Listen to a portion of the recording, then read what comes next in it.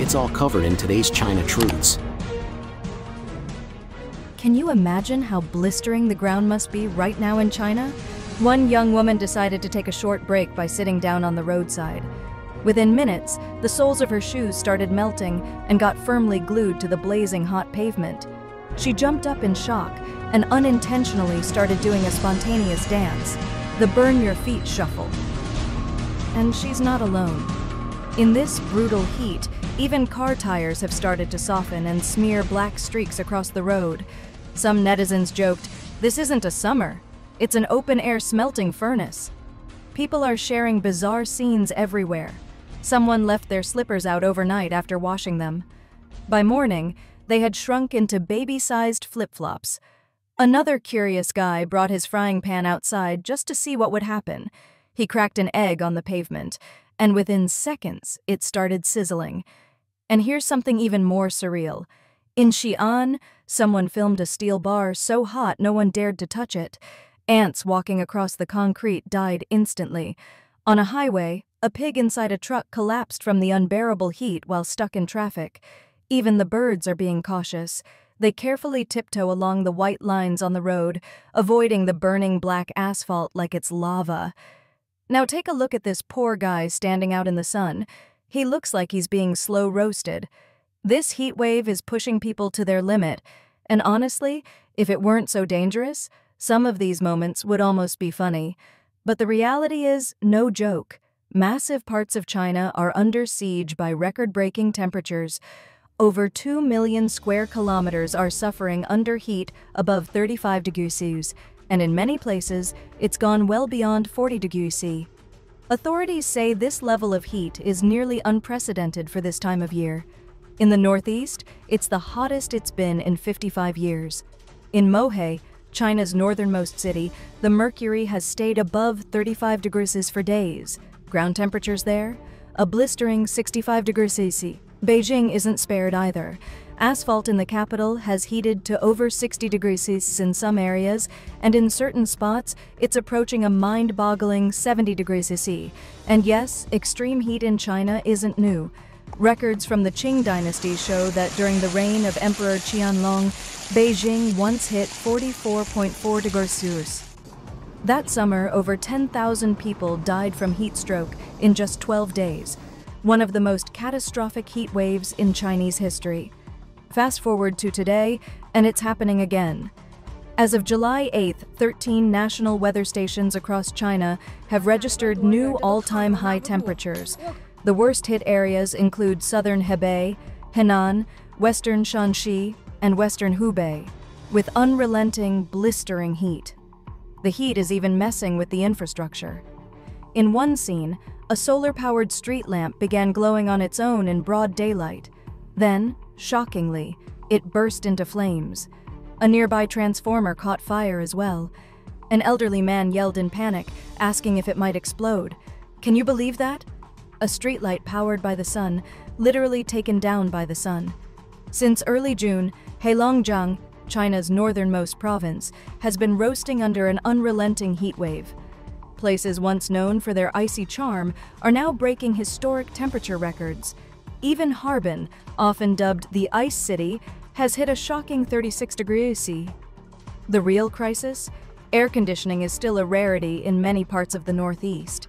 And for students living in dormitories, the struggle is real. At night, some campuses cut off electricity, leaving students without even the comfort of an electric fan. Faced with suffocating heat, some choose to escape to nearby hotels, if they can afford it. Others sprawl out on hallway floors or gather on open playgrounds, hoping to catch a breeze under the night sky. But what really stirred frustration were the university's responses. Instead of fixing the problem, some advised students to use ice cubes to cool off. No power at night? Try battery-powered fans, they said. Students were left to suffer in silence or sweat in protest. Hotels around campuses, especially near Harbin University of Science and Technology, are now fully booked. One hotel employee said, "Almost all the rooms are taken, and most of the bookings are from students who just can't sleep in those hot dorms. At least those rooms have working air conditioners." In Jilin Agricultural University, some students resorted to lying in shallow pools in the dorm bathrooms just to bring their body temperature down. A student from Jilin University shared her misery online after waking up drenched in sweat at 3 a.m. I felt nauseous. I couldn't throw up, but I kept dry heaving. My head was pounding. The heat was unbearable. Jilin University, please. We need AC. I'm not exaggerating. The heat literally woke me up. I couldn't sleep at all. Later, she tried to enjoy her favorite roast duck rice at Rickson Building, but said even eating felt like punishment. My fan runs all day, but it's no use. When will we get relief? That same night, she and her friends joined a student open mic event on the playground to pass time. It was around 11:30 p.m. We were singing to distract ourselves from the heat. One guy even set up a tent, probably because his dorm was too hot to sleep in. Meanwhile, across the Northeast, the demand for air conditioners exploded. People rushed to electronics stores. Harbin residents who had never considered AC before were now lining up for installation. Some had to wait nearly a week. Others begged, "I'll pay double, just install it today." One air conditioning technician said, "I've never seen anything like this. In the Northeast, many households are installing AC units for the first time in their lives. To my fellow Northerners, tell me honestly, when exactly is the right time to install an air conditioner? Will I even get one installed before summer slips away? Because right now, I'm melting." The heat in Northeast China isn't just uncomfortable, it feels like living inside a steaming pressure cooker. You step indoors for relief, but it's like jumping into another layer of heat. That's when I finally gave in and ordered an air conditioner. Sounds easy, right? I placed the order at the beginning of the month. First, they promised delivery on the 9th. Then they pushed it to the 11th. Now they say the 16th. Today, I tried calling them again, and of course, no one picked up. Even if the unit does arrive, I still have to fight for an installation slot. The schedule keeps shifting, and if they bump me into next month, it'll already be autumn by then. What's the point of AC in autumn? But the current heat makes it feel like autumn may never come. Some people ask, why didn't you install air conditioning earlier? Well, in the Northeast, we never thought we needed it. I didn't grow up with AC. We were used to chilly summers. But once you've lived in the South and slept in an icy, air-conditioned room, your body refuses to go back. Now even 3 showers a day don't help. Shower too early in the evening, and you're drenched in sweat again by bedtime. These days, I count down to sunset like it's a rescue helicopter. Just praying for a breeze, or maybe even a little rain, anything to make the night bearable. Who would have guessed the Northeast would be trending again? Not for snow and ice festivals, but for heat waves? It's surreal. The demand for air conditioners has skyrocketed. Installation teams from all over China are being rushed to the Northeast to help. But they're running into problems too. A technician shared that walls here are thicker than those in the South, making installation a headache. "It takes over an hour just to drill through one wall," he said. "At first I could barely manage 2-3 installs per day. Now I'm up to 4 or 5. Ironically, after my AC was finally installed yesterday, it rained overnight, and when I opened the window this morning, the air was actually cool. I didn't even need to turn it on.